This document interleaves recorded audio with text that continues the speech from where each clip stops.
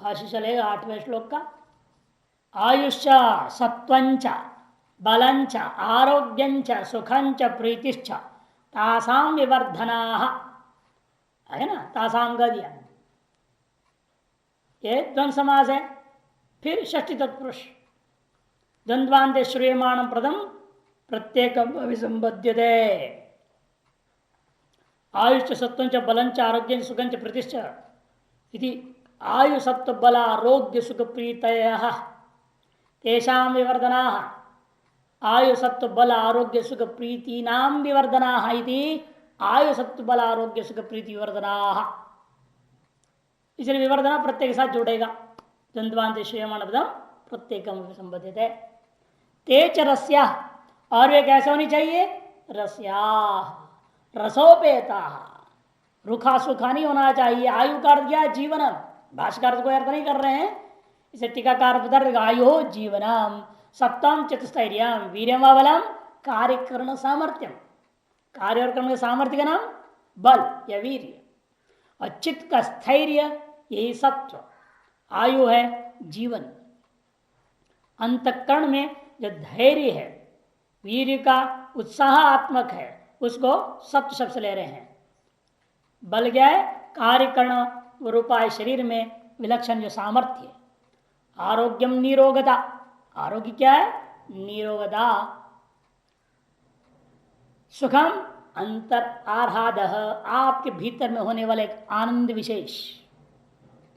दर्शन मात्रेण संतोष जन्य, जिसके दर्शन मात्र से एक संतोष से जन्य होता है, वह सुख है। और प्रीति परेशान अपनी संपन्ना नाम दर्शनात् परमोहर्ष, यह अर्थ किया है। दूसरों के द्वारा भी दर्शन मात्र से संपन्नों का दर्शन से जब परमहर्ष हो जाता है, वो प्रीति है। भोजन काले अनभिरुचि आदि राहित्यम इच्छा औत्कंठ्यम, ऐसा भी प्रीति का अर्थ लिया मसूनी। भोजन आदि काल में अभिरुचि रहित होकर के इच्छा की उत्कटता बने रहने का नाम प्रीति। ऐसे प्रीति का अथवा तृप्ति जन्य जो प्रसन्नता, उसका नाम प्रीति, ये भी अर्थ ले रहे हैं। एकादश प्रीति आदि की वृद्धि करने वाला होते हुए जो रस्याः, रस्याः रसोपेता, रसयुक्त, स्निग्धाः स्नेहवंत, चिकनापन के साथ घी तेल होना चाहिए। स्थिराः, और स्थिर, चिरकाल स्थायी न होते, देह में चिरकाल तक टिकनी भी चाहिए वो। हृदया हृदय प्रिया आहारा, और हृदय को प्रिय महसूस होनी चाहिए, ऐसे आहार को लेना है। ये सात्विक प्रिया, सात्विकस्य पुरुषस्य इष्टा, सात्विक पुरुष के द्वारा इष्ट ये पदार्थ हुआ करते हैं। ऐसी चीजों को पसंद करके खाने वाले आदमी को समझना चाहिए आदमी सात्विक है, इसलिए इसको ऐसी चीजें पसंद आ रही हैं। और इसके विपरीत दूसरा आदमी कैसा होता है? कट्पम ललवणात्युष्ण तीक्ष्ण रूक्ष विदाहीन आहारा राजसस्येष्टा दुख शोकामय प्रदाह। यही होता है, अधिकतर लोग इसी के हैं, कोटि के। ये जो अति शब्द बीच में आया है, द्वंद्व मध्य श्रूयमाण पदम, वो भी प्रत्येक संबंधित। अति कटु, अति लवण, अत्युष्ण, अति तीक्ष्ण, अति रूक्ष, अति विदाही, ये अति सब जो जुड़ेगा। बिहारियों का अति नहीं है ये, हाँ सर, संस्कृत का उपसर्ग बुद्ध अति, द्वंद्व मध्य में श्रुत है, प्रत्येक के साथ जुड़ेगा। कटु हो, अम्लो, लवणो, अत्युष्ण, अतिशब्द कटवादिशु सर्वत्र योज्यो। भाष्यकार भी कह रहे साफ साफ, अतिशब्द सर्वत्र कटवादी में जोड़ा। अति कटु, अति अम्ल, खूब खट्टा चाहते हैं कहाना, अति कटु खाते, कड़वा भी खूब खा जाते हैं लोग। ऐसे हैं, मीठा नीम कड़वा नीम, कड़वा नीम को सीधे चबा डालेंगे, अति कटु को भी पसंद करते लोग। हमें कहते आपको डायबिटीज है, आपको तो कट्टू पसंद आना चाहिए, करेला खाना चाहिए। उल्टा हमें देखते हैं, जहाँ खाने लगते हैं खाए नहीं जाते, तो खाने लगते तो बड़ा उल्टी सा हो जाता है, और पित्त बढ़ जाता है, डायबिटीज उल्टा बढ़ जाता है। और मेथी भी खाते तो मूंग दाल और मिलाना पड़ता है, केवल मेथी भी नहीं खा सकते। अति कटु पसंद करते, जो साधारण कटुता भी पसंद नहीं आ रही है। और अति लवण, अति अम्ल, अत्यंत खट्टा, अत्यंत नमक, अति उष्ण, अत्यंत गर्म, अति तीक्ष्ण। और कैसा है वो? अति तीक्ष्ण है, तीखा है, खूब मिर्ची। कटुस्तिक्ता कटुकस्य तीक्ष्ण शब्द उक्तत्वा। कटु से यहां कड़वा लेना, क्योंकि तीक्ष्ण से हम अलग ले रहे हैं, है ना। तीक्ष्ण और रुक्ष, सूखा। अति विदाहीन, विदाही में संतापक है, खाते पूरा शरीर में जलन सा पैसा हो जाए, पूरा शरीर पसीना पसीना हो जाए, ऐसी चीजें खाते लोग। ऐसी आहार राजस से इष्टा, ऐसे आहार राजस रजगुण प्रधान वाले पुरुषों को इष्ट होता है, जो कि अंत में इसका नतीजा क्या है? खाते वक्त भी दुख दे रहा है, पसीना हो रहा है, जलन हो रहा है, कर रहे हैं, इधर मिर्ची खा रहे, फिर भी पानी पी रहे, फिर ऊपर खा रहे। कमाल चलती, कईयों को ऐसे देखा हमने। मिर्च है, जल रहा, और कर भी रहे हैं, पानी भी पी रहे, फिर इधर खा रहे, दुख दे रहा है, तात्कालिक दुख साक्षात दिखाई दे रहा है, और बाद में शोक देता है, और अंत में आमय प्रदा विभिन्न प्रकार रोगों को दे देता है। यदि भी शरीर है, शरीर में तो रोग तो आना ही, चाहे सात्विक आहार का और राजस आहार का, चाहे तामस आहार का, प्रारब्ध की वजह से जो आना है रोग तो आएगा ही। लेकिन ये जो बोल रहे हैं रोग, प्रारब्ध की वजह से रोग नहीं, ये खाने की वजह से रोग है। आधिक्यात अति है ना, सब अति हो रहा है ना यहाँ। भाष्य कटुहु अम्लो लवणो अत्युष्णा, यहाँ तक के टुकड़ा लेकर के बोल रहे हैं। अतिशब्द कटवा सर्वत्र योज्य, अति कठोर अति तीक्ष्ण इत्येव। कट्वम लवण अत्युष्ट तीक्ष्ण रुक्ष विदाहीना एवं विदा आहारा राजसिष्ठा, इस प्रकार के आहार रजोण प्रधान वाला पुरुष को इष्ट होता है। अर्थ टीकाकार लोग कर रहे हैं, इसीलिए रुक्षा मने विस्नेह, स्नेह शून्य, कंगु कोद्रवादी, अति कटु निम्बादि, नीम, अत्यम्ल अति लवण अत्युष्ट प्रसिद्ध है। इसे तो क्या कहना है? अति अम्ल अति लवण अति उष्ण तो लोगों के लिए बड़ी प्रसिद्ध ही है। अति अम्ल कौन है प्रसिद्ध? तिंतनी, इमली, इमली है अति अम्ल। अति लवण नमक ही है, और अति उष्ण ये तो दुनिया को प्रसिद्ध है, गरम गरम गरम गरम खाना। और अति रुक्षा और अति तीक्ष्ण क्या है? मरीच आदि, देखो मिर्ची, मिर्ची, हाँ मिर्ची वाले तो सभी लोग हैं, खूब तेज मिर्ची चाहते हैं। न वो दूसरे ने, वो तो दही में सड़ा करके खाना, वो तो और खराब, तो तमगुण में आएगा, वो तो बाद में आने वाला। आपने दही में रख दी या दही में धो दी, चाहे जैसा भी कर दिया, और आपने धूप में रख के सुखा रहे, सुखा रहे उसको, वो सुखाना के एक तरह सड़ना है, धीरे धीरे सड़ता है ना उसकी सारी चीजें अंदर लेयर्स, और फिर एकदम उसकी जलाश खत्म हो जाती है, क्योंकि एक दिन में सूखता तो है नहीं वो, तो फिर उसे सड़ रहा है ना। इसका मतलब जितनी दिन तक गीलापन रहे उतने दिन सड़ रहा हो, तो में है तो वो तमोगुणी चीज वास्तव में। दादी चिकम मरी चिकम करके व्याकरण में बनाया, वहां बताया स्पष्ट ही। दही में मिर्ची डाल के लोग जो बना के सुखा के फिर बाद में उसको फ्राई फ्रो करके खाते हैं ना, महातमोगुणी चीजें करके वर्णन किया है। और सबसे ज्यादा पसंद महाराष्ट्र आंध्रा में। तेल में फ्राई करने के बाद उसका गुण कम नहीं। हाँ, सड़ा मछली को फ्राई कर दो तो गुण बढ़िया हो जाता है क्या? कमाल है। अब मछली मरा है और सड़ी गया है और उसको फ्राई करके सुंदर बना लो, टेस्टी बना के खा लो भले, लेकिन है तो तमोगुणी ही वो, मरा हुआ सड़ा हुआ ही है वो। संस्कार करना में ताजा ले आओ, तुरंत उसको फ्राई कर दो। अभी तो आपने उसको कई दिनों तक रख दिए, अचार भी क्या एक तरह सड़ना ही तो है। आपने नमक पानी में रख दिया, नींबू वगैरह जो भी आम वगैरह को रख दिए। इसे सन्यासियों में क्या है, जो अचार बनते हैं उसी दिन बनाया जाता है अचार, खिलाओ तुरंत। नहीं, एक दिन पहले भी बना के रखना नहीं, बल्कि 3 घंटा पहले बननी चाहिए चीज। कुछ चीजें ऐसी हैं जो मिठाई वगैरह बताएंगे जो छूट, इसमें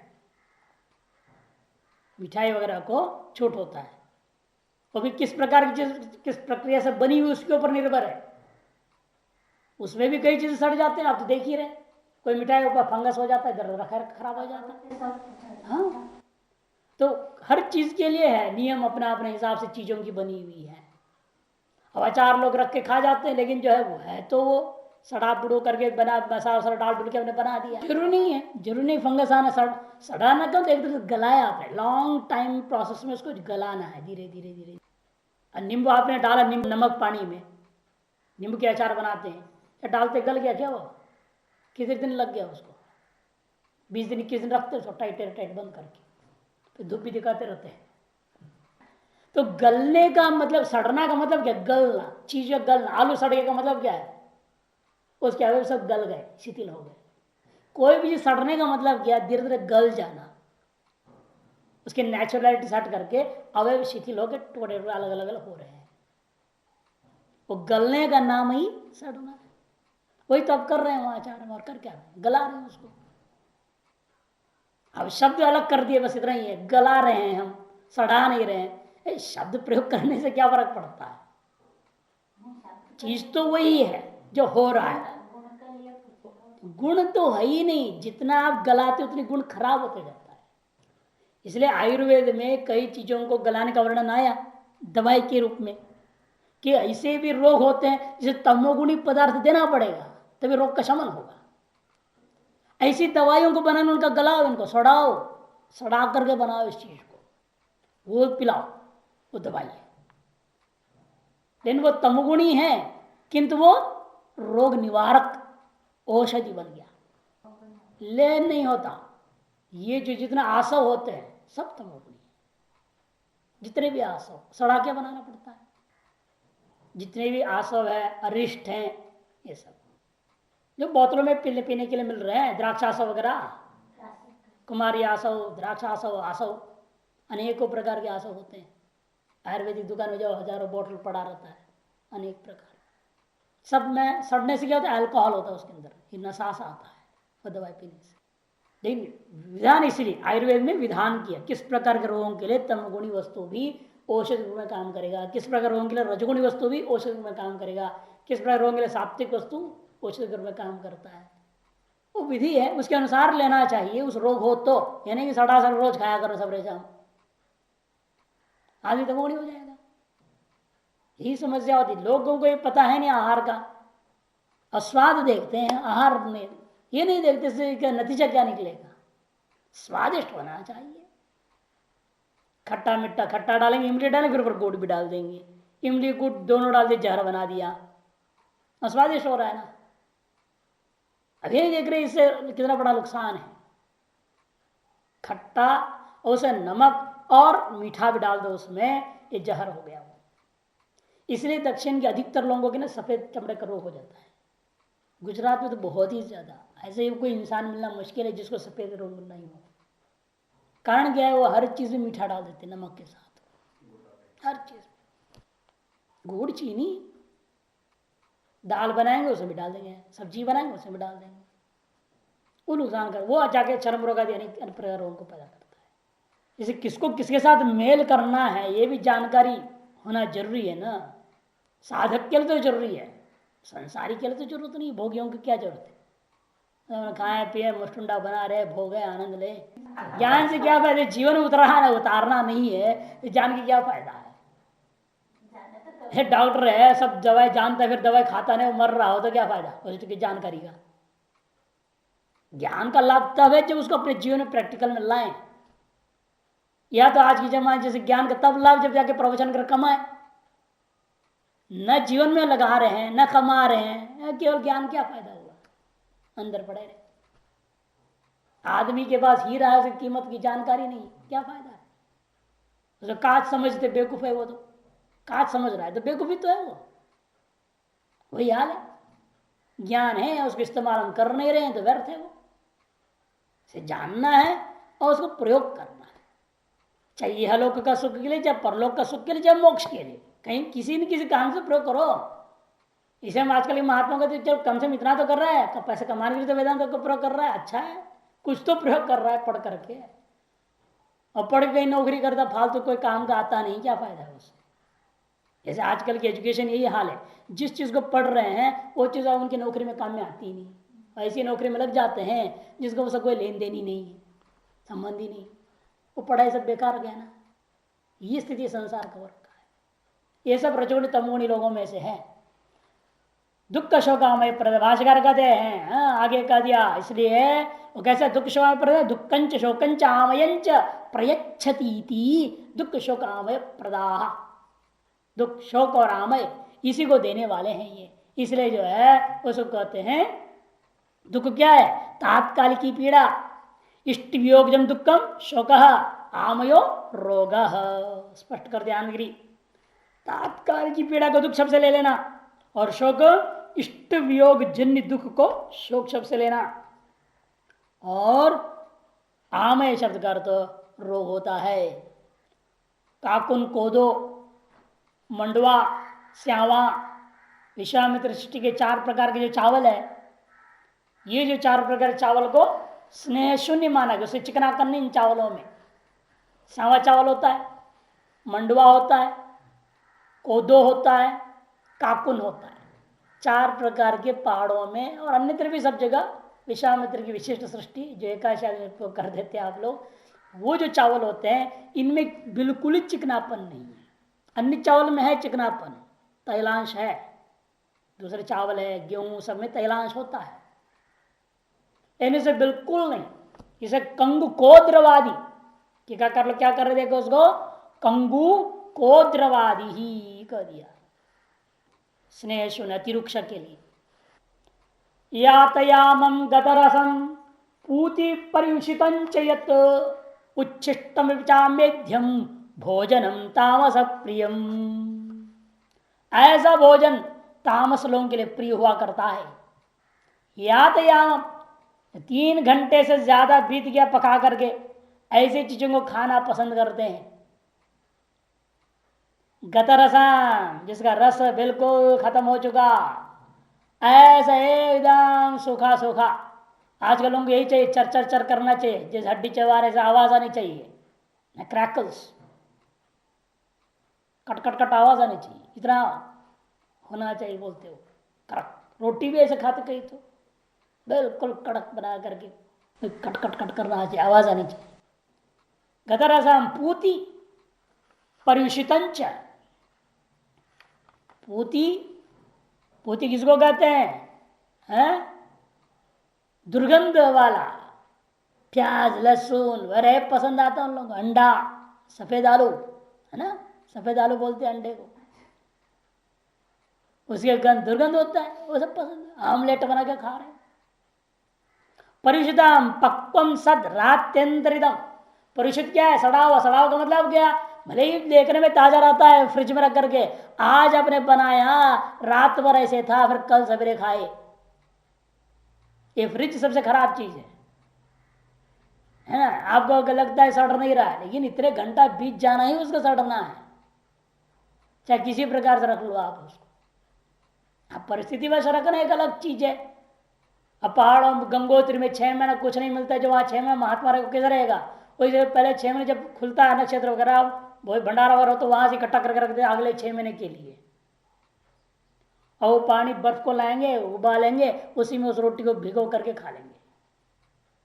तो परिस्थिति वश है, एक वृत्ति विशेष है महात्मा की।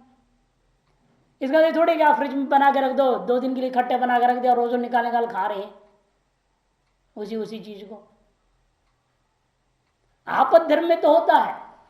छांदोग्य प्रसाद में आया उसे चाक्रायण की कहानी, वो उच्छिष्ट खाया जूठा उड़द, उसमें से बचाव पत्नी के लेकर के लाया था, पत्नी भी मैंने खा चुकी इसलिए वो रखी थी। अगला दिन क्या किया? उसी को खाया, ट्रिपल उच्छिष्ट हो गया वो। ये तो माहौत का जूठा था और खुद का जूठा, और सड़ भी गया, रात भर बीत गया, परिचित हो गया है, और सब उसी को खा रहा है। लेकिन आपद नहीं खाता तो यज्ञ मंडप तक पहुंचता नहीं वो। यहाँ कोई आपद थोड़ा हो रहा, रोज बनाओ, इतना आलस्य क्यों हो रहे? सबरे बना कर रख दिया, शाम तक के लिए इकट्ठे बना दे, सबरे शाम इकट्ठे बना कर रख देते कई लोग, तो सब गलत है। आलसी है ना, सबरे अलग बनाना, शाम को अलग नहीं बनाना चाहते। इकट्ठे बना दो, जो आते रहो खाते रहो, आते रहो खाते रहो, दिन भर जो चलते रहेगी गाड़ी। बड़ा उटपटांग परंपरा है। इसको कहते हैं परियुषितम। सुबह बना के शाम को खाना, शाम को बना के सवेरे खाना, ये सब परिशुद्धम कोटि में। अगर रात्रिंतरित दिनांतरित हो जाए, गतयाम हम 3 घंटे से ज्यादा बीत जाए, और परिशुद्धम के बाद उच्छिष्टाम, झूठा खाना, उच्छिष्टासन वर्जम, आपस्तम धर्म सूत्रकार कहते हैं उच्छिष्ट का खाना बिल्कुल निषेध है। फिर विधि बनाया उन्होंने, किसकी जूठा कौन खा सकता है, क्योंकि भागवत में आता है कहानी, नारद जी कहते हैं मैंने जूठा खाया, ब्राह्मणों का मैंने जूठा खाया पिछले जन्म में, इसलिए इस जन्म में नारद हो गया, इतना महान हो गया, मैं जूठा खा के महान हो गया नारद। अपवाद मिलता है भागवत में ना, लेकिन कब खाया जाता है, कौन खा सकता है, वो शूद्र थे पिछले जन्म में। शूद्र होते हुए उन ब्राह्मणों का अनन्य भक्ति से सेवा की है, तब ब्राह्मणों ने अपनी जूठा दिया उसको कृपा करके। वैसे नहीं खाना चलो जूठा लेकर के किसी की भी, किसका जूठा कौन खा सकता है, इसका विधि विधान है। ऐसा थोड़ी कि किसी कोई खाए, गुरु का भी नहीं खा सकते, आचार्य का भी नहीं खा सकते, वर्णन है, मनुस्मृति पढ़िए, सवर्णन आया उसमें। खाना खा लिया पूरे और बाद में जान के छोड़ दिया थाली में, जान के आप छोड़ रहे हैं ना किसी के लिए, ज्यादा लिए क्यों, जान के छोड़ रहे हैं, खुद पाप कर रहे हैं, दूसरों को पाप करने को प्रेरणा दे रहे हैं, गलत है। ये सारे वहां विधि है, वहां भागवत में आया है।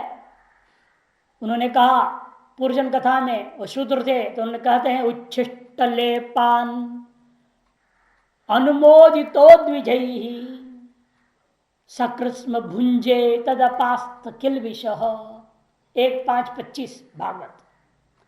मैंने कहा उच्चिष्ट और लेप द्विजों के अनुमोदन पर मैंने लेता रहा, और एक बार भोजन करता दिन में, वो भी उनके जूठन के, जितना उन्होंने दे दी उतनी ही खा के जीता था, उससे मेरे सारे पाप नष्ट हो गए, और मैं भले पिछले जन्म में शूद्र था, इस जन्म में देव ऋषि नारद हो गया, ऐसे कहते। इसलिए ये सब नियम है। उसने तपस्या किया ना, एक ही बार भोजन करता था, भोजन भी कितना जो उन्होंने दे दिया जूठन उतना ही खाता था, उससे अधिक नहीं खाता। लेप भी जो उन्हें चंदन लेप लेते थे, वैसे जो बचा हुआ उन्होंने दे दी तो लेप लिया, नहीं तो नहीं। तपस्या पर उनकी सेवा करता, उनकी अनुमति से अनुमोदित तो द्विजयी, तब जाकर के हुआ। तो इस तरह से आपद धर्म भी होता है और अपवाद भी होता है, लेकिन उस सब का विधि विधान है आपस धर्म सूत्र मनुस्मृति इत्यादि ग्रंथों में, उसके आधार पर आपको उसका पालन करना चाहिए यदि उच्चिष्ट खाना भी है तो। अमेध्यंच अपिच जो है ये फल लेने के लिए वो है ना, दुख शोक अमय प्रदा जो पूर्व श्लोक में, उसके श्लोक में भी जोड़ना है, इसलिए अपिच वो ये जो तामस है ये भी क्या करता है, तीनों काम करता है, ये भी दुख देता है, शोक देता है और आमय देता है। राजस और तामस आहार का फल तो समान है, दुख शोक और आमय, इसलिए अपिच यहां कह दिया। और अमेध्याम, अमेध्य यज्ञ के योग्य नहीं है। अमेध्या मेध्यम अपनी निषिद्धा, मेध्य होता भी कई बार निषिद्ध हो जाता है, ऐसा यदि कोई करने अयज्ञारम और अयज्ञ शिष्टंच, यज्ञ के योग्य भी नहीं है, यज्ञ शिष्ट भी नहीं है, ऐसी चीजों को खाते हैं, वह अमेध्य खाना बन जाता है। यज्ञ के योग्य नहीं और यज्ञ शेष भी नहीं, इसलिए हमेशा हम लोग को भोजन क्या करना चाहिए, यज्ञ शेष बना के खाना चाहिए। भगवान को भोग लगाओ तब खाओ, वो यज्ञ शेष हो गया। देव पूजा देवार्पण नहीं यज्ञ, यज्ञ धातु का अर्थ क्या, देव पूजा संगतिकरण दानेशु, देवता को दान कर दिया एक तरह से, अर्पण कर दिया, ये देव पूजा हो गई। फिर उसको अपने खाया, बहुत बना भी है तो क्या करना पड़ता है, भोग लगाया थाली से ला के सब में डाल देना। आजकल आश्रम में भी ऐसा नहीं करते, वो थाली उठा के अपना पूजा अपना घर कमरे ले जाता। अरे उसको ला के भोग को सब में मिलाओ, तब तो सब में भोग लग गया, नहीं तो कहां से हुआ, उससे तो नहीं होता है ना। भगवान को भोग कहाँ लग गया, वो भगवान को अर्पण तो हुआ नहीं, तो तीर्थ शुद्धिकरण हुआ, केवल अर्पण कहाँ हुआ, भगवान की चरणामृत को आपने छिड़क दी, वह शुद्धिकरण हुआ ना, केवल अर्पण कहाँ हुआ भगवान को चीज। इसे हर चीज अर्पण करके खाओ, खाते वक्त भी हवन करके खाओ उसको, तब कहा जाता है वो मेध्य हो गया, नहीं तो वो अमेध्य है। ऐसा भोजनम तामस प्रियम, वो तामस प्रिय हुआ करता है। यातयामम इति, यातयाम मने प्रहरात प्राकृतम शीतलतांगतम मंद पक्वम निर्वीर्यस्य गतरसेन उक्तत्वा, क्योंकि जो मंद पक्वम, आजकल के बहुत खराब आ गया है ना माइक्रो ओवन, माइक्रोवेव ओवन आ गए हैं, वो क्या करते हैं उससे टेम्परेचर और सब कंट्रोल हो जाता है, और वो सवेरे रख देंगे उसमें चावल वगैरह और चले जाएंगे, शाम को आएंगे वो 8 घंटे में पकेगा, वो 10-10 घंटे में पकेगा, धीरे धीरे धीरे धीरे पकते रहेगा, जलेगा नहीं, कुछ नहीं होएगा। जब शाम को आएंगे बिल्कुल ताजा पका हुआ गरम गरम गरम पका हुआ रेडी है।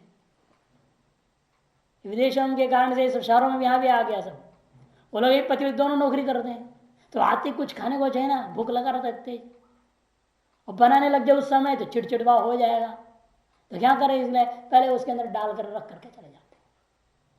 वो 10 घंटे वो टाइम उसमें सेटिंग है, उतनी टाइम में इतनी गर्म धीरे धीरे धीरे धीरे पकना चाहिए। ऐसे पका हुआ खाना तामस भोजन है। ये मंद अग्नि में पकाने का विधि भी है, लेकिन आयुर्वेद में आया है कुछ दवाइयों को ऐसे धीरे धीरे धीरे अग्नि से पकाना चाहिए। वो रोग निवारणार्थ एक दवाई के लिए कहा ना, ऐसे नित्य भोजन में थोड़ी ऐसा करना है। ये बोलते हैं मंद पक्वम, क्यों ऐसा अर्थ कर दिया, क्यों निर्वीर्य से गतरसम शब्द के द्वारा सामर्थ्यहीन प्राणहीन निर्वीर्य अन्न को कथन कर चुके हैं।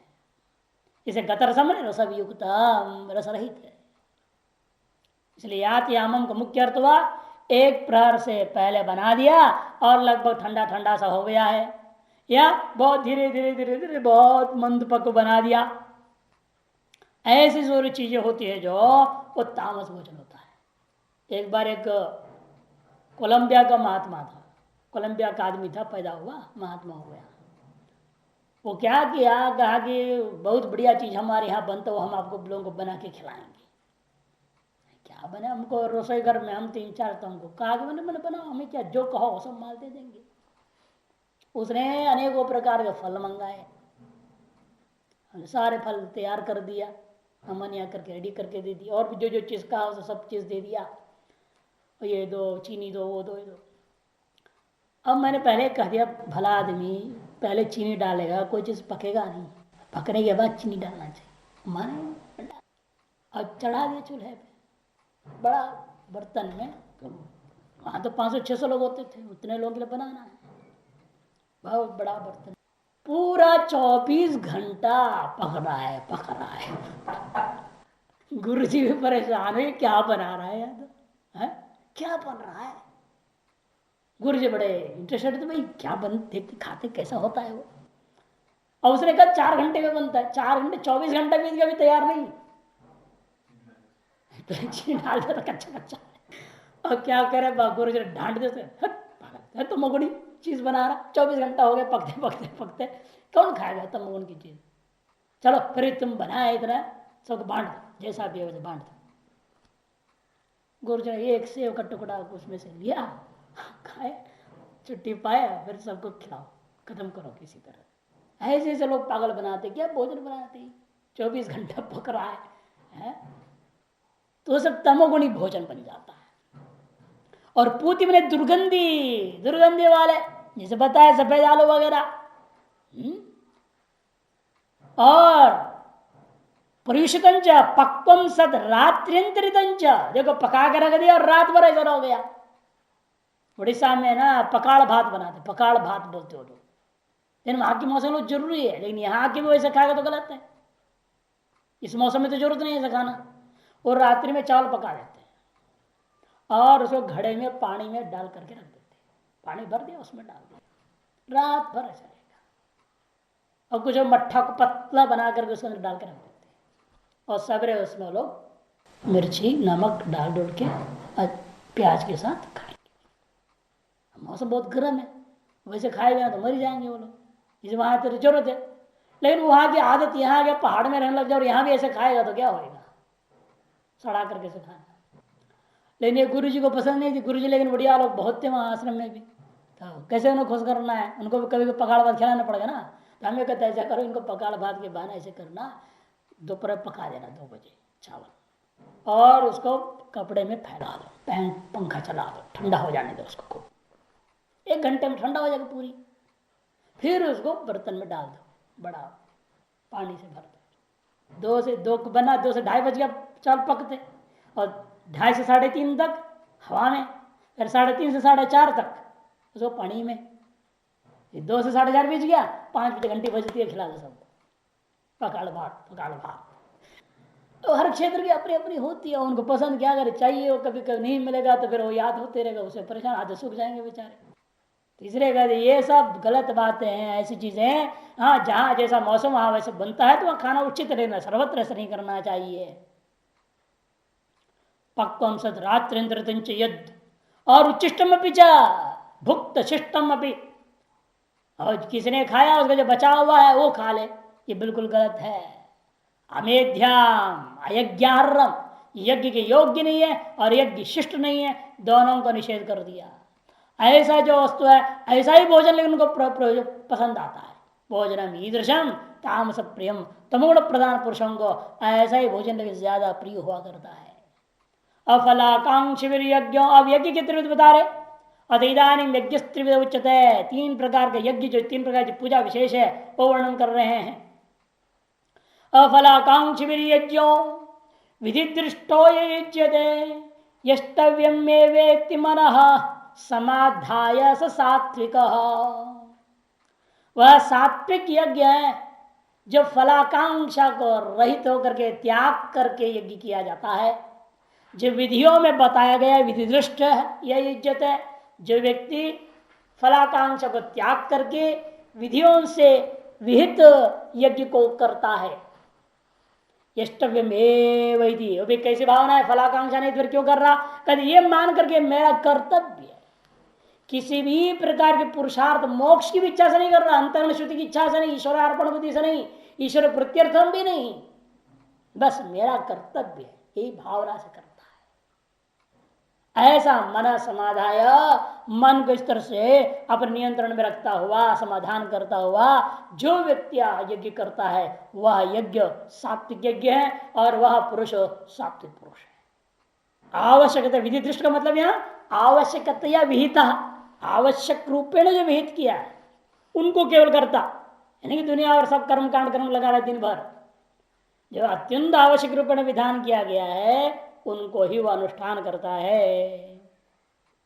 भाष्य अफलाकांक्ष, अफलार्थी भी, फलार्थी न होकर के यज्ञो विधि दृष्ट शास्त्र चौधरी दृष्ट, शास्त्र की विधियों में जो आवश्यक रूपेण विहित है, यो यज्ञ इज्जते निर्वर्त्यते, जो संपादन करता है, सिद्ध करता है, अनुष्ठान करता है, यज्ञ का अदृष्ट अदृष्ट फल की आकांक्षा नहीं करता, यज्ञ स्वरूप निर्वर्तन एव कार्यमिति, इष्टमेव इति मन समाधाय, उसकी व्याख्या इष्टमेव इति मन समाधाय क्यों बोले, कभी यज्ञ के स्वरूप निर्वर्तन करना ही मेरा कार्य है, इति मन समाधाय नानेन पुरुषार्थ कर्तव्यम, इसके अंदर मेरा कोई पुरुषार्थ सिद्ध करना नहीं है, ऐसा निश्चय करके सात्विक जो करता है वह सात्विक यज्ञ होता है, पुरुष भी सात्विक होता है।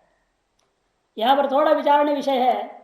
पहले आपने कहा तो पूरा 7वां अध्याय में उस व्यक्ति के विचार है जो कैसा है, शुरू में क्या कहा था अर्जुन का प्रश्न में, क्या आया था, ये शास्त्र विधिम उत्सृज्य, ये था ना, और यहां पर कहा विधि दृष्टो कर दिया, कैसे हो गया, परस्परोध हो गया ना, कहते नहीं, विधि दृष्ट है लेकिन विधि के विधान के अनुसार नहीं करना, शास्त्र विधान उत्सृज्य, शास्त्र विध कर्म कर रहा है लेकिन कर्म जिस ढंग से करने को कहा वो ढंग से नहीं कर रहा, जो अंग है प्रत्यंग है जितनी होनी चाहिए, जैसा क्रम से होना चाहिए, शॉर्टकट मार रहा है जगह जगह पे,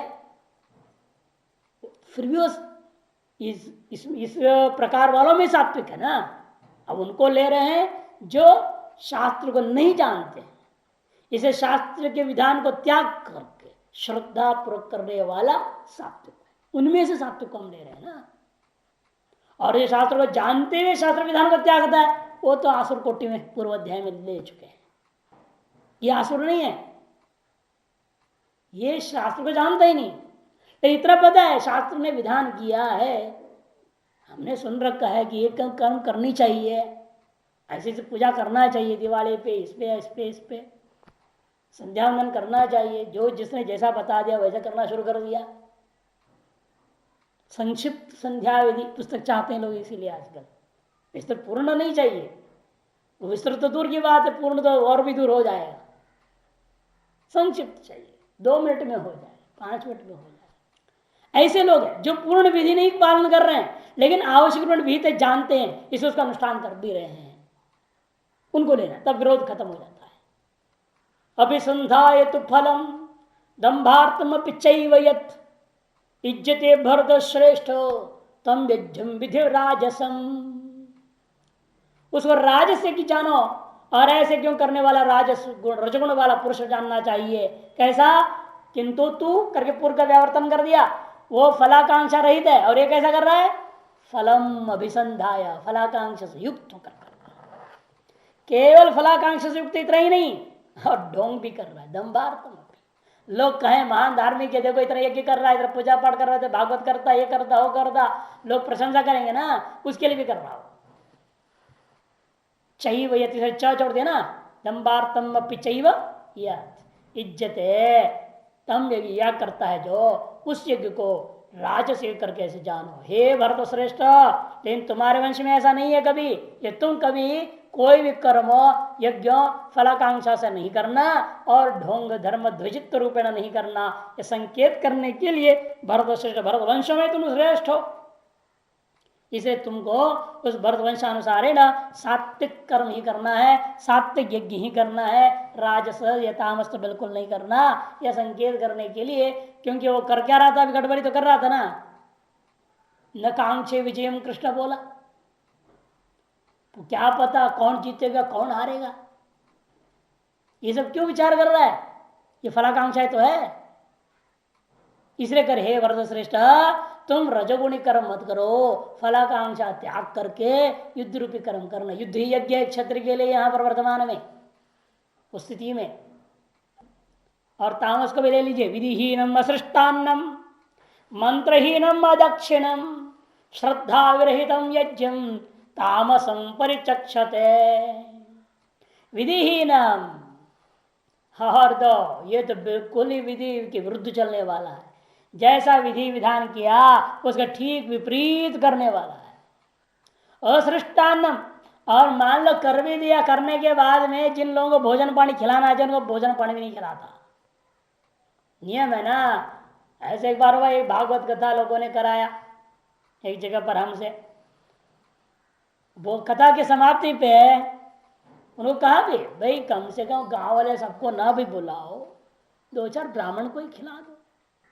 और क्या तर्क दे पता सेठ, वो कहते हैं महाराज आप और आपके साथ इतने विद्यार्थियों को मैं रोज ही खिला रहा हूं ना, अब आप लोगों के अलावा किसी और को बोला खिलाओ। असली कंजूस, क्या करे ऐसे आदमी। मैंने कहा तेरी मर्जी पे, तुम जाने कि शास्त्र का विधि ये है जो वक्ता और उनके साथ आए हुए को खिलाने मात्र से नहीं होता, उस अन्य ब्राह्मणों को खिलाना पड़ता है, गाँव वालों को खिलाना पड़ता है, तभी जाकर के यज्ञ पूर्ण माना जाता है। तुम उन लोगों के अन्न सृष्टि नहीं करोगे, पकाओगे नहीं, तो ये अधूरा ही है। तुम जिस आकांक्षा से किए हो वो फल तुम्हें समय प्राप्त नहीं हो पाएगा। कहा मैंने खुल के, 2-4 और भी लोग थे जिस महात्मा ले गया था कराया, उनके सामने भी कहा, फिर भी उसकी अकल नहीं किया, नहीं तेरी मर्जी। असृष्टान्न मंत्रहीन, मंत्रहीन, और मंत्र भी नहीं बोलता, अपने उल्टा उल्टा पुल्टा कुछ नहीं बोल देता है, या कुछ भी नहीं बोलते, यूं करके पानी छटक दे, कर दे, वो कर दिया, हो गया, छुट्टी पाई, पूजा हो गई। वहां भी ऐसे ही हुआ था, वो पूरा ही शुरू से ही गड़बड़ थी वहां। तो स्टेज टाइम पे नहीं बना, स्टेज बना तो वहां भगवान की फोटो रखने के लिए फोटो भी नहीं ना कोई चीज बना हुआ। हाँ बैठे कथा कर दीजिए, अरे बैठे कथा कर दो, ऐसे कैसे होगा? कोई संस्कार ही नहीं। कराने वाला महात्मा को भी ज्ञान नहीं, करने वाला जो कि करने वाला महात्मा अगर मेरे साथ हिमाचल में गया था, वहां देखा है सब कैसे हुआ, तो फिर भी वहां नहीं कराया व्यवस्था। फिर हमने किसी घर से पाठा मंगाया और किसी फोटो लाओ, किसी घर पे ही होगा, किसी के यहाँ लाओ गाँव में से उठा करके। सवेरे का समय वो तो कथा ही नहीं हुई पहला दिन, इसी में लगे रहे। सब स्टेज तैयार करना, मंदिर तैयार करना, वो सब करने में ही सवेरे का समय चला। और बाएं पूरे गांव में कोई पंडित भी नहीं जो पूजा करा सके। और साथ में ये ब्रह्मचारी लोग सब महान, ये तो अपने संध्या का ही ज्ञान नहीं, सही सही ढंग संध्या वंदन भी नहीं करने वाले। हम पहुंच गए वहां पे कि मैं तो साथ में किसको यहाँ से तो लेने गया था, सुना था लोगों ने वहां कथा, और तो पहुंच गए, जब पहुंच गए तो पहुंच गए। अब उन लोगों को पूछा तुम लोग करो, किसको मालूम नहीं। फिर हमें चलो हम ही मंत्र बोले क्या यार मंत्र ही पूजा कोई कुछ कर दे उल्टा पलटा, से अच्छा ठीक है हम ही बोलते जाएंगे, तुम करो भाई, तो चोटी वाले हैं नहीं ना, तो तुम लोग को करना ही पड़ेगा, चोटी वाला लाइसेंस तो तुम्हारे पास है, तो उनसे कराया। तो ऐसी स्थिति हो जाती है। अगर हम लोग कर ले, हम लोग रोज घर में चीजें करते हैं, धूप दिखा देते हैं, इधर इधर कर दिया, इधर कर दिया, पानी इधर छिड़क दी, कहीं कुछ कर दिया, कहीं सिंदूर लगा दी, कहीं कुछ हो गया पूजा पाठ। मंत्रहीनम, और सब होने के बाद दक्षिणा भी नहीं देते, अदक्षिणम, उसे भी कंजूसी या नहीं है दिया। एक जगह एक ने ऐसे कहा, महाराज जी तो श्राद्ध कराए वो यजमान ने हमारे किसी के पंडित से, मैंने कहा पंडित जी को करा दो भाई, तो करा दे, उसको 100 रुपये देने लगा। उन्होंने कहा महाराज 100 रुपया जो है शास्त्र में विधि है ना। मैंने कहा शास्त्र कब लिखा गया था पता है तेरे को? उस समय 100 रुपया में ना एक राज्य पर खरीदा जा सकता था, जानते हो? आज से 50 साल पहले ही 100 रुपये में 1.25 किलो घी आता था। आज वही रेट तुम 100 रुपया बोल रहा है। 100 रुपये में आज क्या मिलेगा? चम्मार भी नहीं, किल नहीं ठोकेगा। चम्मार किल भी नहीं ठोकेगा, क्या बात कर रहा है? तो 125 दे, तो ऐसी दुनिया है। 2 घंटा आदमी ने बैठ के वहां पूजा पाठ कराया और 100 रुपया दे रहा है, अदक्षिण। ये सब क्यों हुआ? मूल आधार क्या? श्रद्धा विरहितम यज्ञ। श्रद्धाहीन लोग है वो, श्रद्धा रहित हो किया हुआ यज्ञ है, ऐसे कि तामसम प्रचिक्षित है, उसको तामस करके लोग कहा करते हैं। भाष्यम, अभिसंधाय उद्देश्य फलम, फल को उद्देश्य करके यज्ञ कर रहा। और राजस है दंभार्थ बिचैव, दंभ कर दिया नहीं करेंगे, भास्कर कई बार बोल चुके पहले। इसीलिए यद विज्यते भरत श्रेष्ठ, जो ऐसा याग करते हे अर्जुन, तम यज्ञ विधि राजसम, उस यज्ञ को राजस करके जानो। रजगुण निर्वर्त्यम राजसम जानी ही, रजगुण के द्वारा संपादित तो राजस यज्ञ है, और पुरुष भी राजस समझो। विधिहीनम विधिहीनम यथा चोदित विधि विपरीतम, जैसा विधियों ने वेदों में विधान किया है उस विधि के विरुद्ध करते हैं। असृष्टानम ब्राह्मणेभ्यो न सृष्टम न दत्तम अन्नम यस्मिन् यज्ञे, सो असृष्टान्न तम असृष्टान्नम, जिस यज्ञ में ब्राह्मण आदियों के लिए अन्न दान नहीं किया गया, ऐसा जो यज्ञ उसको असृष्टान्न यज्ञ कहते हैं। मंत्रिणा, मंत्र से लक्षित केवल मंत्र ही नहीं, मंत्रतः स्वरतः वर्णतश्च व्युक्तम इति मंत्रहीनम। कहीं मंत्र ही छोड़ दिया, कहीं मंत्र छोड़ा, कहीं तो स्वर छोड़ दी, कहीं वो कुछ 2-4 वर्ण ही कहा खा गया, ऐसा जो होता है उसको मंत्रहीन यज्ञ कहते हैं। अदक्षिणम, उक्त दक्षिणा रहितम, जो दक्षिणा कही गई है उतना नहीं देना। ऐसे 112 गाय देना चाहिए इस यज्ञ में, सोमयाग में आया 112 गाय, आज के रेट के हिसाब से कितना लाख रुपए हो जाता है। ये व्यक्ति कराना चाहता था, हमने कहा देख लो भाई, सबसे पहले दक्षिणा है, उतनी रुपया दोगे? एक गाय आज के जमाने में 10,000 मान के चलो, 112 गुणा कर दो 10,000, कितना लाख रुपये हो, उतना दे सकते हो दक्षिणा? तो कराना, नहीं तो झूठा करके क्या फायदा। भले ब्राह्मण गए ठीक है, 1 लाख रुपए दे दो, तेरे से काम हो जाएगा, सोचेगा वो, लेकिन विधि विरुद्ध हो जाएगा। फिर वो ब्राह्मणों को बुलाया, एक स्वामीयाजी थे आंध्र प्रदेश में, विश्वनाथ स्वामीयाजी, उनको बुला करके भाई बिठा के सामने वार्तालाप करे, भाई बताओ विधि के अनुसार इतना बनता है दक्षिणा, तुम लोगे इधर लाख रुपए तुम्हें मिलेगी। हो भी सोचना पंडित जी दे दे, लॉटरी खुल गया कोई नहीं देता इतना। मैंने कहा 50 लोगे क्या? सुबह शाम करते हो अग्निहोत्र, वास्तव में संध्या गायत्री कितने करते हो? तब पसीना छूटने लगा उसका। ऐसे नहीं बचेगा, तेरा वंश बर्बाद हो जाएगा। दक्षिणा तो देने को तैयार, तुम ले लो। फिर उसने कहा कोई बात नहीं, हम ले लेंगे, जब करेंगे 3000 गायत्री रोज, बेटे कोई लगा दूंगा एक मंडप में जब करने को। लगा कर किया उसने हरिद्वार में। तो ऐसा होता है, दक्षिणा दो तो पूरा, अधूरा अधूरा नहीं, आधा वादा नहीं। वह दक्षिणम यज्ञम, उक्त दक्षिणा से रहित, जो श्रद्धा, जो श्रुति में विहित दक्षिणा, उससे रहित का नाम ही होता है।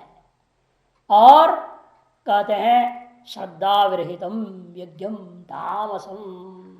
ये सब मूल कारण यही है कि व्यक्ति के अंदर वास्तविक की पूर्ण श्रद्धा न होने से ये सब काम गड़बड़ करता है।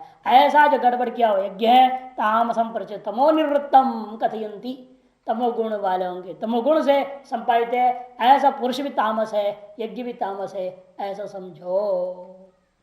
इसके बाद तप जो त्रिविध है उसका वर्णन करने जा रहे हैं।